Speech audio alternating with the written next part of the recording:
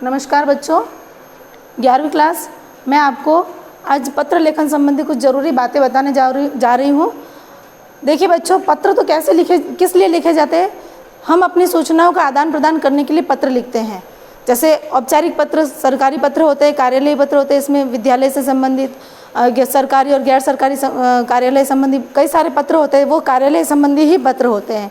इसमें अलग अलग भाग होते हैं, जैसे परिपत्र है, विज्ञप्ति है, अर्धशासकीय पत्र है या गैर सरकारी पत्र हैं। इस तरह के जो पत्र होते हैं ये सारे कार्यालयीय पत्र, और ये सब आते हैं आपके औपचारिक पत्रों में। अनौपचारिक पत्र वो होते हैं जो हम अपने सगे संबंधी, रिश्तेदारों, मित्रों को लिखते हैं और उसमें हम अपनी भावनाओं को व्यक्त करते हैं। अब देखिए बच्चों, पत्र लिखने से पहले अब आपको मैंने कई तरह के पत्र आप लोग पहले भी क्लासों में पढ़ के आए हैं, अभी आप नए तरह के पत्र पढ़ रहे हैं, तो आप कहेंगे इसमें प्रेषिती, क्रमांक, प्रेषक, ये सब क्या होता है।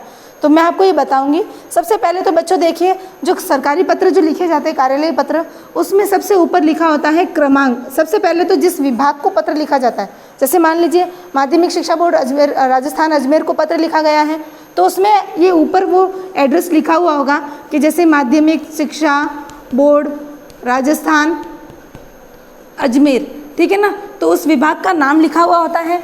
अब वो पत्र कितनी बार, उस विभाग को कितनी बार पत्र लिखे गए हैं, ठीक है ना, उसमें वो क्रमांक लिखा हुआ होता है। मैंने आपको पत्र भेजे हैं, उसमें देखिए क्रमांक है, ऐसे करके कोई भी नंबर है क्रमांक, ठीक है, इस तरह से। तो देखिए 2020, इसका अर्थ तो ये हो गया जो आपका सत्र अभी चल रहा है वो, और 347 यानी पत्र का नंबर 347वां पत्र है। ये कौन सा पत्र है? 347वां। अब मान लीजिए इसी विभाग को अगला पत्र जब लिखा जाएगा तो उसमें क्रमांक वापस चेंज हो जाएगा। क्या हो जाएगा? 348 हो जाएगा। और मान लीजिए 2020 में ही भेजा जा रहा है तो सन वही होगा। और मान लीजिए 2020 की जगह 2021 में भेजा जा रहा है तो वो 21 हो जाएगा। और मान लीजिए इसके बाद वाला ही पत्र है तो ये क्रमांक बदल जाएगा। अब उसके बाद होता है बच्चों, देखिए सबसे पहले आप लोगों ने पत्र जब लिखना सीखा है तो उसमें अपने प्रार्थना पत्र में सेवा में लिखना सीखा है। क्या सीखा है? सेवा में। अब देखिए बच्चों, ये सेवा में जो होता है ये क्या है? सबसे पहले तो पत्र भेजने वाला कहलाता है प्रेषक। ये क्या कहलाता है? भेजने वाला, ठीक है। अब उसके बाद है प्रेषिती। आपके मैंने 2 शब्द नए आपने अभी पढ़े हैं। तो प्रेषिती का अर्थ होता है ये सेवा में, यानी जिसको पत्र लिखा जा रहा है, हमने जिसको पत्र लिखा गया है उसे कहते हैं प्रेषिती, यानी सेवा में। समझ में आया बच्चों?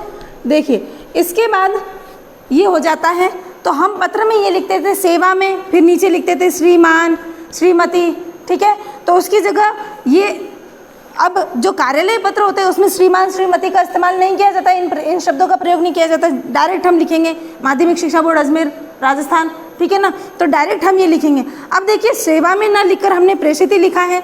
उसके बाद ये सारा मैटर हो जाता है। उसके बाद आता है आपके विषय में आप सभी को पता है विषय में हम क्या लिखते हैं? पत्र जिस विषय में लिखा गया है वो ही हम विषय में दर्शाते हैं।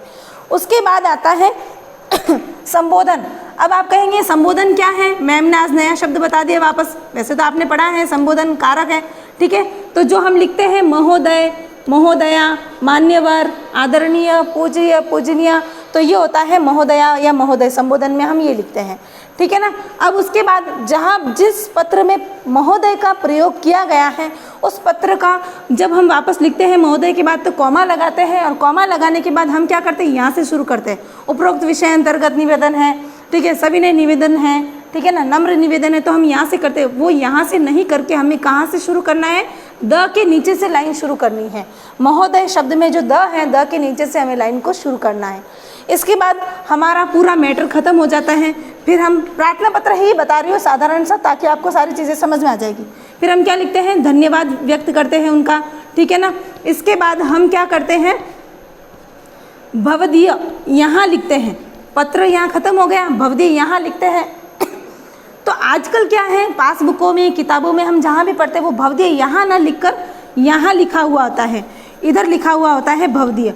अब आप कहेंगे कि हमने तो पहले इधर पढ़ा था, अब आजकल इधर लिखा हुआ आता है, परीक्षा में हम क्या करें, इधर लिखे या इधर लिखे, हम क्या करें, आप कंफ्यूज हो जाते हैं। तो उसके लिए आपको क्या करना है? कोई कंफ्यूज होने की ज़रूरत नहीं है। आप इधर लिखो चाहे इधर लिखो, दोनों ही सही है, क्योंकि कंप्यूटर में देखिए मैं आपको ये पूरी चीज़ बताती हूँ। ये सेवा में यहाँ लिखा हुआ है, फिर यहाँ से मैटर शुरू होता था पहले, लेकिन आजकल यहीं से मैटर शुरू करते हैं। क्यों? क्योंकि कंप्यूटर का जो कर्सर होता है, आजकल सारी चीज़ें कंप्यूटराइज होने लगी हैं, तो कंप्यूटर का जो कर्सर है पहली लाइन ख़त्म होने के बाद जैसे ही उसको नीचे लाते तो वो इधर नहीं जाता है, वह इधर ही आएगा, शुरू से ही शुरू होता है। इसलिए सारा मैटर इधर से लिखा जाता है। पत्र भी पूरा ख़त्म होने के बाद भवदीय भी इधर ही लिखा जाता है। आप भले चाहे एग्ज़ाम में इधर लिखो, चाहे सेवा में इधर लिखने के बाद इधर लिखो, वो भी सही है। फिर पूरा मैटर होने के बाद भवदीय इधर लिखो या इधर लिखो, वो भी सारा सही है। समझ में आया? अब आपको पत्र समझ में आ चुका होगा। और भी इससे रिलेटिव कोई बातें समझ में नहीं आई तो आप मुझे पूछ सकते हो कॉल करके। धन्यवाद।